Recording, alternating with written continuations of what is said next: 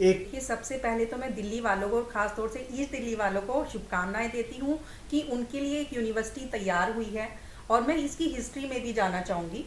2014 में माननीय हमारी जो शिक्षा मंत्री थी स्मृति ईरानी जी, उस समय उन्होंने इसका शिलान्यास किया था। और उस समय हमारे जो एमएलए थे, वो अभी भी हैं, ओम प्रकाश शर्मा जी, वो भी उसमें शामिल थे। और उस समय हमारे सांसद थे महेश गिरी जी, वो भी उसमें शामिल थे। तीनों ने मिलकर इसका इनॉग्रेशन किया था। और साथ ही केंद्र सरकार ने इसकी मंजूरी दी थी। मंजूरी के साथ साथ एक बजट भी पेश किया गया था, जिसमें कि लगभग 387 करोड़ रुपया इसके लिए अलग से निकाला गया था, जो कि माननीय जो स्वर्गीय अरुण जेटली जी हैं, उन्होंने इसके लिए फंड निकाला था। और ये यूनिवर्सिटी तैयार की गई इसी फंड से। और लगभग 41 करोड़ रुपया दिल्ली सरकार ने भी इसमें दिया। मैं इसको डिनाई नहीं कर रही हूँ।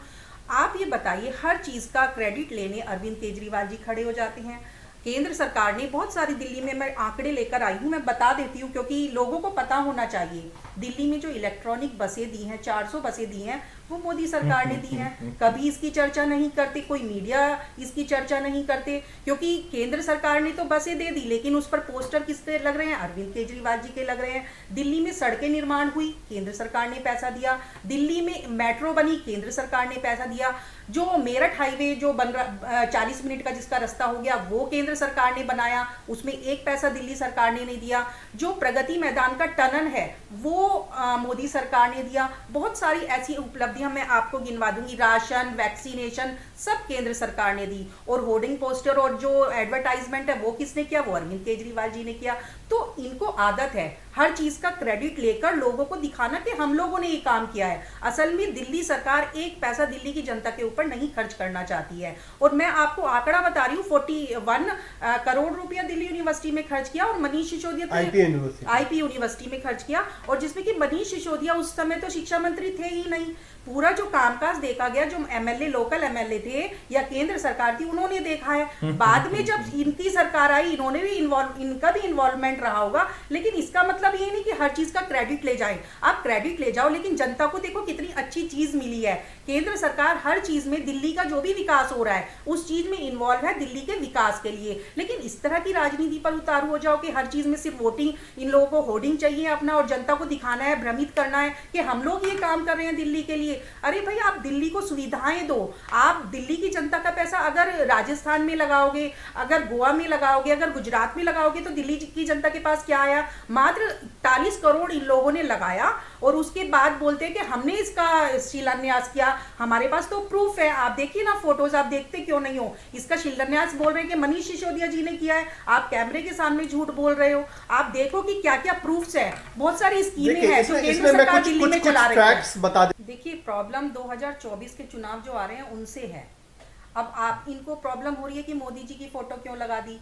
जब हम लोग बोलते हैं, हमने इनसे बोला, इन्होंने एक बार भी नहीं बोला कि केंद्र सरकार ने कितना पैसा दिया। सिर्फ इन्होंने बोला 41 करोड़ दिल्ली सरकार ने दिया। मैंने बोला लेकिन इन्होंने बोला दिया है, लेकिन इन्होंने नहीं बोला दिया है। थोड़ा बोले कि 378 जो करोड़ का बजट था, उसमें से केंद्र सरकार ने दिया और बाकी 41 करोड़ दिल्ली सरकार ने दिया। जनता को भी क्लियर होना चाहिए कि असलियत क्या है। यूनिवर्सिटी ने खुद यूनिवर्सिटी ने दिया जी।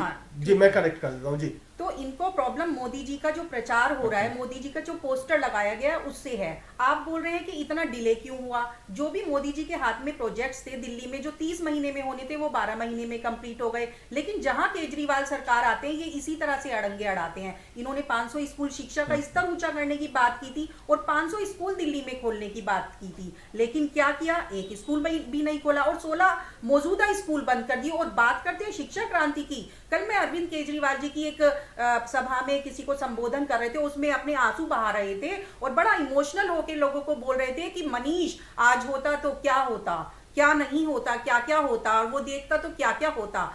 तो मैं ये बोलना चाहती हूँ, और जजों पे और हमारी सुप्रीम कोर्ट पर भी सवाल उठा रहे थे कि जो हमारे जज हैं और सुप्रीम कोर्ट है, उन्होंने जबरदस्ती उनको जेल में डाला हुआ है। उन पर भी इल्जाम लगाना, हमारी संवैधानिक एजेंसियों पे सवाल उठाना कितनी गलत बात है। आपने भी बोला, अभिषेक जी के सामने बोला, जो हमारे एलजी साहब हैं, जो चांसलर होते हैं, उनका अधिकार बनता है, वो संवैधानिक प्रक्रिया है कि वो आए और बताएं लोगों को। और उन्होंने खुद इन्विटेशन दिया अरविंद केजरीवाल जी को, आतिशी जी को, वहां के लोकल एमएलए को को सबको उन्होंने इन्विटेशन दिया, उससे इन लोगों को क्या तकलीफ है मुझे नहीं समझ में आ रहा है। आना तो उनको भी था, वो आए और अरविंद केजरीवाल जी ने संबोधित भी किया, उसका इनॉग्रेशन भी किया। उसके बाद इनके कार्यकर्ता वहां पर लाल झंडी काली झंडी दिखा रहे हैं, इस तरह से ये लोग बर्ताव कर रहे हैं लोगों के साथ, और वहां पर मार पिटाई करने की पोजीशन ना हो इसीलिए वहां पर वो पुलिस की व्यवस्था की गई। हर चीज में इन लोगों का ये ड्रामा होता है, और ये बीजेपी के जो लीडर्स हैं उनको गुंडे बताते हैं, गुंडे बता के संबोधित करते हैं। तो इनका नैतिक स्तर कितना गिर चुका है। हर चीज में पहली राजनीति ऐसे नहीं हुआ करती थी,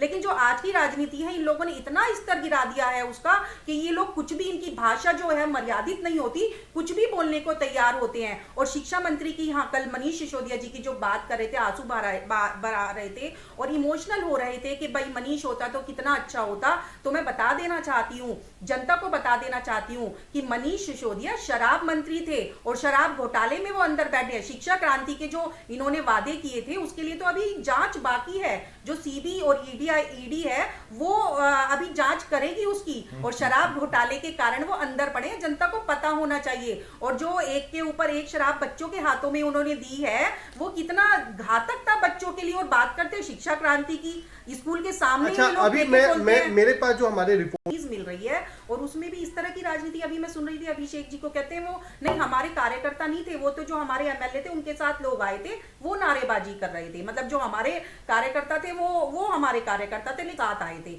मतलब दोनों बातों का अपना स्टैंडर्ड ही नहीं रखते हैं लोग, कुछ भी बोलते हैं। इनके कार्यकर्ता नहीं थे, वो साथ में उनके लोग आए थे तो वो थे, और हमारे लोग जो थे वो काले झंडे दिखा रहे थे और वो कार्यकर्ता थे। तो कुछ भी बोल के निकल जाओ कैमरे के सामने और उसके बाद खुश हो जाओ। ऐसे ही इनकी सरकार चली आ रही है। हर चीज का क्रेडिट लेने के काम सिर्फ अरविंद केजरीवाल सरकार करती है। आपने देखा कोरोना काल में ऑक्सीजन तक लोगों को प्रोवाइड नहीं करवा पाए थे, केंद्र सरकार ने फिर ऑक्सीजन प्रोवाइड की और लोगों को मिल पाई। और उसके बाद ये तो पाइप पर पैर रखकर बैठ गए थे, इनके पास तो वो चीजें नहीं थी जिसमें वो स्टोर कर सके। फिर केंद्र सरकार ने इनको प्रोवाइड कराई और उसके बाद लोगों की हम लोग जान बचा पाए। इन लोगों को सिर्फ राशन की बात ले लो, जो मजदूर वर्ग था उनको ये राशन प्रोवाइड नहीं कर पाए। उनको बसें उन्होंने जरूर दे दी कि आनंद विहार छोड़कर आ जाओ इनको कोरोना काल में, लेकिन जब राशन की बात आई तो केंद्र सरकार ने अभी तक, आज भी दिल्ली में जो राशन बट रहा है वो केंद्र सरकार दे रही है। हम आज शिक्षा की बात पर, मैं शिक्षा की बात पर ही एक बात बताइए कि आपके पास बहुत सारी यूनिवर्सिटीज हैं जो सेंट्रल यूनिवर्सिटी। मैं आपको आंकड़ा भी देना चाहती हूँ, अगर मुझे सर्च हो जाता है कि केंद्र सरकार ने विश्वविद्यालयों पर कितना खर्च किया है, वो मेरे पास आंकड़ा दिल्ली की बात नहीं करेंगे कुणाल भाई, मैं दिल्ली सरकार की बात ये दिल्ली की बात नहीं करेंगे। सवाल यही तो मैं कहना चाहता हूं, उनसे एक बार बात कर ले फिर आपके पास भी आंकड़ा दे दी तो आप घबरा क्यों रहे हैं बात से? बिल्कुल आप घबराइए मत, आपको मैं आंकड़े के साथ बात करूंगी ना, तथ्यों के साथ बात करूंगी।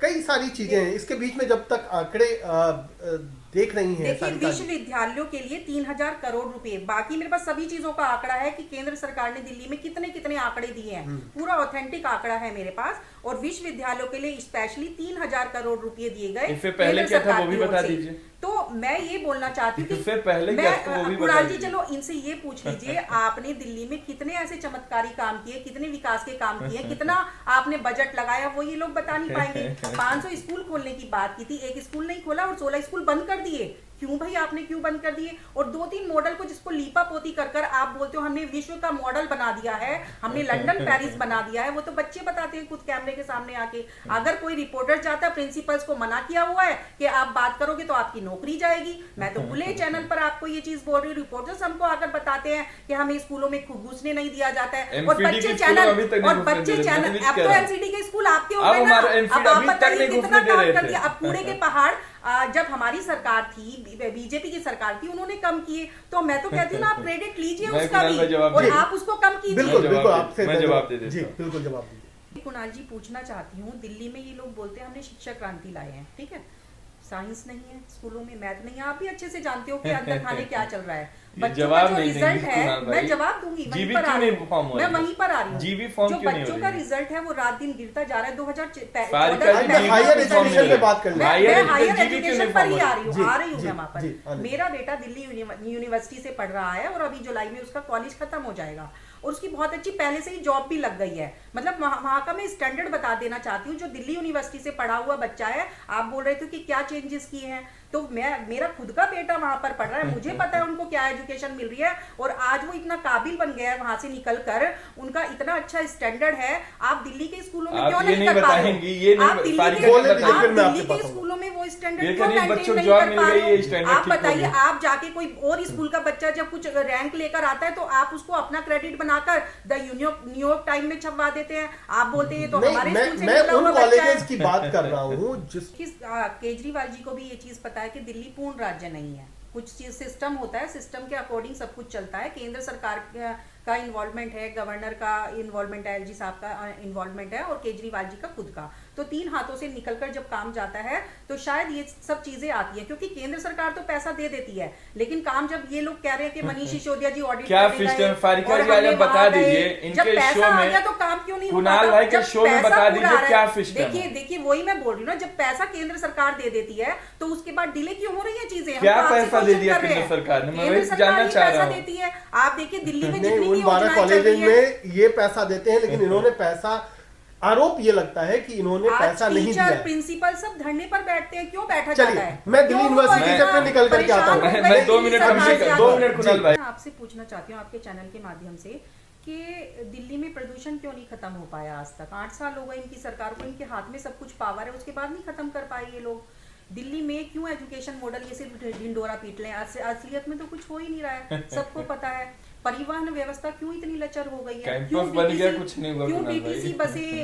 डीटीसी बसों को खत्म किया जा रहा है? रोज दू करके जल रही हैं बसें सड़कों पे, सबको पता है। क्योंकि केजरीवाल जी इस मुद्दे पर नहीं बोलेंगे, वो दिल्ली में टिकते ही नहीं है। वो अब अध्यादेश के लिए उन लोगों पर जा रहे हैं जिनको वो भ्रष्टाचारी बताते थे, आजकल वो दिल्ली में नहीं है। वो दिल्ली में सिर्फ इसलिए आते हैं कि टैक्स का पैसा इकट्ठा होता है और फिर चुनावों में बाहर लगाते हैं, सिर्फ इसीलिए उनका मकसद है दिल्ली की कुर्सी को संभालने का। अदरवाइज अगर दिल्ली में ढंग से काम किया होता तो आज ऐसी 10 यूनिवर्सिटी खुली होती, लेकिन उनका विचार ही नहीं है दिल्ली को प्रगति की तरफ ले जाने का। दिल्ली में जो भी काम किया है अभी तक केंद्र सरकार ने किया है। मैं तो कुणाल जी ये पूछना चाहती हूँ, मैंने इससे पहले भी आपसे ये पूछा कि मैं अभिषेक जी से ये पूछना चाहती हूँ कि क्या क्या विकास के कार्य की लिस्ट दो ना हमें, हम तो मांग रहे हैं आपसे। आप सिर्फ दूसरे का क्रेडिट लेने तो आ जाओगे, लेकिन अपने करे हुए काम तो हमें गिना दो। आप गिना नहीं पाओगे। आप सिर्फ शराब घोटाला कर सकते हो, शराब घोटाले में कितने आपके मंत्री जेल में है। आप हवाला कांड कर सकते हो, कितने आपके मंत्री जेल में, उनको बेल तक नहीं मिल पा रही। और आकर मासूमियत से जनता को फिर बरगलाते हैं कि ये देखो कितने मासूम थे। इनको बीजेपी की कार्यकर्ताओं ने, बीजेपी के लीडर्स ने, बीजेपी की सुप्रीम कोर्ट तक आप बना देते हैं, उन्होंने इनको जेल में डाला हुआ है। तो इन लोगों की मानसिकता सिर्फ क्रेडिट लेने की, अगर काम किया होता तो सबको दिखता, लेकिन ये सिर्फ दूसरों का क्रेडिट लेना जानते हैं। यहाँ तक कि बस की टिकट्स पर भी अरविंद केजरीवाल जी अपनी फोटो लगाकर टिकट कटवाते थे। एक बात है क्या कि आज बाकी राज्यों में भी है कि विपक्ष सरकार बैठी है राज्यों में, लेकिन दिल्ली में ऐसा क्यों होता है? आपने ये बोला क्योंकि दिल्ली में केजरीवाल जी हैं, दिल्ली में इसलिए ऐसा हो रहा है। दिल्ली में केंद्र सरकार अगर कहीं पैसा लगाती है तो केजरीवाल जी और भी जहां विपक्ष की सरकार है वहां भी आप यही कार्य कर रहे हैं। दिल्ली को बरगलाने के लिए, वहां भी आप यही कर रहे हो। बोलते हैं कि ये काम मैंने किया। 8 साल से क्यों जमुना जी साफ नहीं हो रही थी? क्यों एलजी साहब को आगे आना पड़ा? और क्यों उन्होंने एक डेट दी कि इस डेट तक मैं यमुना जी साफ कर दूंगा? एक डेट दी गई पर्टिकुलर। आज तक जब भी मैं केजरीवाल जी की वीडियो देखती हूँ या पीसी देखती हूँ तो हमेशा कहते हैं मैं यमुना साफ कर दूंगा, अगले साल हो जाएगी। 2014 से लेके आज 2023 आ गया, लेकिन जनता को सिर्फ प्रोमिस करने आते हैं, लेकिन उनको पूरा करना नहीं आता। जब एलजी साहब आए तो उन्होंने यमुना की सफाई का काम शुरू कराया, और आज देखिए असीता जो बना हुआ है, मैं गई थी उसको देखने भी, कितना क्लीन है वहां पर, कितना अच्छा वाटर का स्टोरेज बनाया गया है, पक्षी आए हैं वहां पर, पेड़ पौधे लगाए गए हैं, इतना सुंदर वातावरण हो गया। लेकिन केजरीवाल अगर थे 8 सालों से, उन्होंने कुछ ध्यान नहीं दिया। जब एलजी साहब उसको घोषणा करते कि मैं करूंगा तो फिर क्रेडिट लेने आ जाते हैं। तो इन लोगों की यही दिक्कत रही है, जहां जहां केंद्र सरकार काम करती है वहां पर खुद क्रेडिट लेने आ जाते हैं। समस्या जहां सड़क बनती है, मेरा ये कहना है कि ये तो अच्छी बात है कि दिल्ली को 2 सरकारें मिली हैं, और दोनों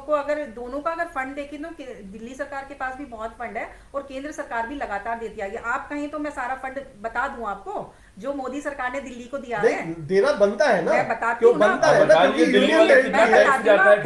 देखिए दिल्ली के विकास में बहुत सारे जो चेंजेस हुए हैं, हाईवेज बनाने के लिए 60,000 करोड़ मोदी सरकार ने दिए, अस्पतालों को 8,000 करोड़ दिए, दिल्ली पुलिस के लिए 10,355 करोड़ रुपए दिए, डीटीए के लिए 7,643 करोड़ रुपए दिए, एनडीएमसी के लिए देखिए सुन लीजिए एनडीएमसी के लिए 4,743 करोड़ रुपए दिए। डाटा बताने दीजिए, आप सवाल ऑथेंटिक डाटा आपको बता दूं। मेट्रो के विस्तार के लिए 13,000 करोड़ रुपए दिए, विश्वविद्यालयों के लिए 3,000 करोड़ रुपए दिए, पेंशन योजना के लिए 3,700 करोड़ रुपए दिए, दिल्ली कंटोनमेंट बोर्ड 450 करोड़ रुपए, दिल्ली सरकार को दिए टैक्स के 951 करोड़ रुपए और 1.5 करोड़ रुपए का योगदान केंद्र सरकार। मैं ये कहता हूँ कि इसमें ये कहना चाहती थी कि ये अभी बोल रहे थे हम डीटीसी में बहुत काम कर रहे हैं, हम जल विभाग में बहुत काम कर रहे हैं, बिजली पानी महिला सुरक्षा बहुत काम कर रहे हैं 8 सालों से, और वो सबको पता है कितना काम करे, हर विभाग में इनके घोटाला है। अगर काम कर रहे होते तो घोटाला कैसे, जल विभाग में आप बता दो कितना घोटाला है, कितना कर ये फैक्ट नहीं बता सकती फारिका, मैं चुनौती देता हूँ आपको, बता रही हूँ। एक बस आप बस दिल्ली में लेकर नहीं आया। दो चीजें तो हैं, दिल्ली जल बोर्ड और डीटीसी, ये दो एजेंसी ऐसी हैं जो लगातार घाटे में जा रही है और बढ़ता चला जा रहा है, वो बढ़ता चला जा रहा है, हर चीज का घाटा बढ़ता चला जा रहा है, हर मंत्रालय में घोटाला हो रहा है। भारतीय जनता पार्टी के अरविंद केजरीवाल हिंदुस्तान के सबसे कट्टर ईमानदार इंसान है, कट्टर ईमानदार। केजरीवाल सरकार का काम है रायता बिखेरना और मुंगेरी लाल के हसीन सपने। ये मुद्दे पे बात नहीं करेंगे। अभी अभिषेक जी क्या बोल रहे थे कि अतिशी जी ने एक प्रेस कॉन्फ्रेंस की थी, उसमें उन्होंने बोला कैंपस खोलेंगी, ये खोलेंगी, वो खोलेंगी। इन्होंने हॉस्पिटल भी खोला था हवा में कोरोना काल में। ये मुद्दे पे बात नहीं करेंगे। स्पोर्ट्स यूनिवर्सिटी भी खोली थी हवा में, आज तक नहीं बन पाई, यहाँ तक कि उनके चेयरमैन तक बना डाले इन्होंने। लेकिन स्पोर्ट्स यूनिवर्सिटी में जाओ तो वहाँ कुछ भी नहीं है, मैदान पड़ा है, वहाँ कुछ नहीं है। ऐसे ही लोग सपने दिखाते हैं, मुंगेरी लाल के हसीन सपने मैंने इसीलिए बोला है क्योंकि इनको 8 साल इनकी सरकार को हो गए और हर मंत्रालय में इनके घोटाला है। अगर घोटाला नहीं होता तो आज सत्येंद्र जैन और मनीष सिसोदिया बाहर होते, वो प्रूफ के साथ अंदर हैं और सारी उनको बेल तक नहीं मिल पा रही, उनके ऊपर इतने घोटाले हैं कि उनको आज तक बेल नहीं मिल पा रही। तो आप महिला सुरक्षा की ये तो लंबी लिस्ट है और ये चलती रहेगी, आपकी भी लिस्ट बरकरार। देखिए दुराव क्यों आया आप समझने की कोशिश कीजिए। अरविंद केजरीवाल जी राजनीति में आए थे, कहते थे कि ना गाड़ी लूंगा ना बंगला लूंगा, लेकिन उसके बाद जनता के पैसे से वो 171 करोड़ अपने बंगले में लगा देते हैं, स्विमिंग पूल बनाते हैं, बड़ी बड़ी गाड़ियां खड़ी कर लेते हैं और जनता आज सवाल पूछती है तो उस मुद्दे पर बात करने को राजी नहीं होते। अभी इनके प्रवक्ता से आप बात करो, अगर आप शीश महल के लिए बात करोगे नहीं करेंगे, अगर आप शराब कांड के लिए बात करोगे घोटाले की तो नहीं करेंगे, अगर हवाला घोटाले के बीच में आप बोलेंगे, लेकिन मैं आपके बीच में मैं जवाब देने आऊंगा। इनको दीजिए, फिर मैं आपसे लास्ट कमेंट अपने समय पर बोलेगा। देखिए अगर आप इनसे अभी शीश महल के बारे में बात करेंगे ये नहीं बोलेंगे। मैं तो कह रहा हूँ वो इसके बाद में करता हूँ, मैं कर लेता हूँ। अगर आप इनसे पूछोगे भाई शराब की नीति इतनी अच्छी थी तो आपने वापस क्यों ली है, उसके बारे में बात नहीं करेंगे। आप इनसे पूछेंगे कि हवाला कांड हुआ, सत्येंद्र जैन अंदर है, प्रूफ भी है, उन्होंने क्यों किया, ये जवाब नहीं देंगे क्योंकि इनको पता है कि हमारा एक एक नेता भ्रष्टाचार में लिप्त है। खत्म कैसे होगा, मैं तो ये पूछ रहा हूँ। मैं खत्म का ही आपको बता रही थी कि खत्म तो ऐसे होगा कि भ्रष्टाचार ना करें और लोगों का जो पैसा है लोगों के विकास कार्यों में लगे। इतनी बुद्धि सद्बुद्धि भगवान इनको दे जिससे कि जो दिल्ली का पैसा है वो दिल्ली में लगे। और दिल्ली देश की राजधानी है, इतना प्रदूषण है दिल्ली में, इतना सड़कें खराब है, ये सब खत्म हो क्योंकि बाहर के जो गेस्ट हैं वो दिल्ली में आते हैं तो उन पर क्या असर पड़ता है। आप लोग तो राजनीति करके निकल जाते हो, लेकिन आप देखिए ना असल में हम लोग भी दिल्ली में रह रहे हैं, उसका क्या हाल है। हमारे बच्चे आज प्रदूषण में जी रहे हैं, हम प्रदूषण में जी रहे हैं, लोग हॉस्पिटल्स के बाहर प्रदूषण के कारण बीमार हैं, उसको आज 8 साल में आप लोग ठीक नहीं कर पाए। और आप बात करते हो कि हमने भ्रष्टाचार मुक्त बना दिया। भ्रष्टाचार मुक्त करने की बात करके आए थे राजनीति में, लेकिन उन भ्रष्टाचारियों से आज हाथ मिला रहे हो जिनको आप भ्रष्टाचारी। मुझे तो नहीं लगता है कि ईमानदारी से कि खत्म होने। मैं आपको कहता हूं कभी एक डिबेटर की देखिए इनकी जो लड़ाई चल रही है वो देश की जनता के लिए नहीं चल रही है, इनकी जो लड़ाई चल रही है वो स्वयं के लिए चल रही है क्योंकि ये लोग भिड़ चुके हैं भ्रष्टाचार में, उसके लिए इनकी लड़ाई चल रही है। चलिए लड़ाई लेकिन चल रही है, ये तो बात मानेंगे, दोनों तरफ से इस बात पर आम सहमति है